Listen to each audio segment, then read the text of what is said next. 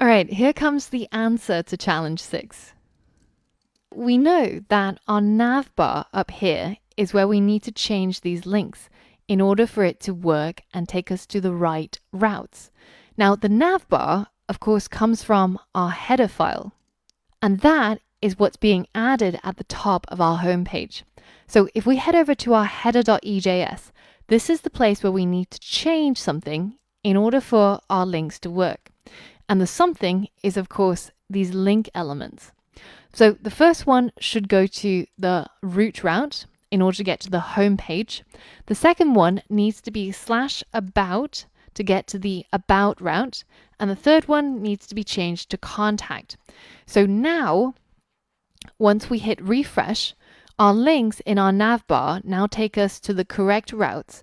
And when we click on contact us, we're actually making a GET request to /contact, which gets called in our server, and we render the about page.